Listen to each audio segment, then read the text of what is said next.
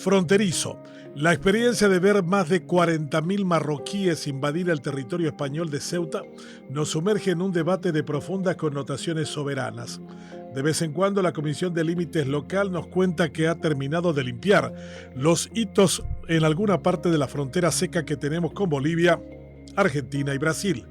A veces surgen cuestiones sorprendentes, como una jueza a la que están a punto de condenar por haber autorizado la venta de tierras a extranjeros en el Alto Paraguay, dentro de los 50 kilómetros prohibidos en frontera. Ahí surge la pregunta de cuál es la situación de los brasileños que han adquirido lo mismo en la rica zona del este, y ahí ya no hay respuestas.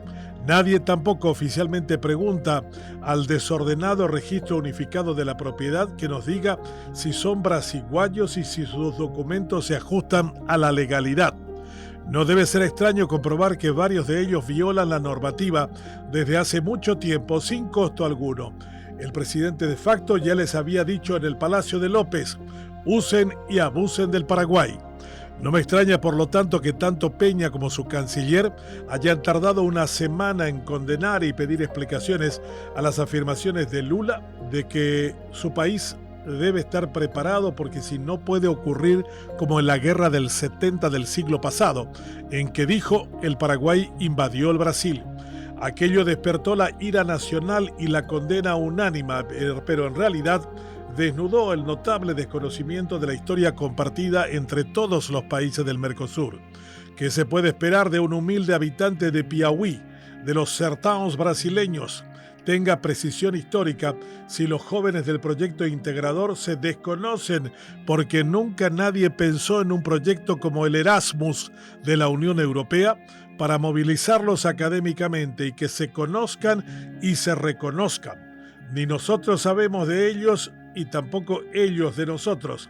El desinterés es tan grande que Milei ha dicho que echará del país a todos aquellos que hablen mal de la Argentina, al tiempo de cortar la atención a la salud de aquellos extranjeros que no sean residentes legales. Adiós para los muchos de los compatriotas que mendigan aquello que nosotros por inútiles y ladrones no podemos atender. La falta de medicamentos actualmente supera en deuda más de 1.300 millones de dólares y el vademecum de los hospitales públicos y del IPS se encuentra vacío. Un país que no tiene hilos para suturar las heridas de sus pacientes o no tiene aspirina, ¿es realmente un país? Estamos en la frontera del abandono y la dejadez, mientras el presidente predica donde vaya que aquí hay un gigante que ya se despertó. El Gulliver criollo sigue dormido y atrapado por los hilos de la corrupción más rampante jamás vista en ningún gobierno en democracia, tanto que hasta el propio Leite afirma que dejarán el país a la oposición envuelto en un caos en el 2028.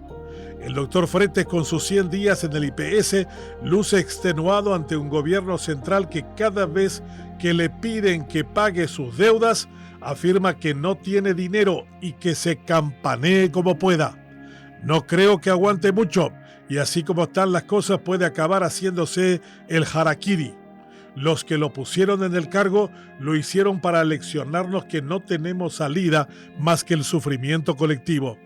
Al retirado empresario Rubén Mujica, en los tiempos de la administración de González Macri, del que fue viceministro, le pregunté una vez cómo iban las cosas en el gobierno y me respondió como buen sanjosiano: ya sope bellajata, vamos a ir hasta reventar. Creo que ahora estamos igual. La noticia más importante que dio el Ministerio de Economía esta semana fue el calendario de pago a los 350.000 empleados públicos y jubilados, mientras la Corte extendió el comisionamiento de una relatora a Itaipú para que consolide su facturación, que ya supera el 600% desde que ingresó a la función pública. Cada vez que relata algo, se saca una selfie para decirnos que no nos hagamos de los guapitos, porque en Itaipú se va uno por otras razones distintas que el conocimiento.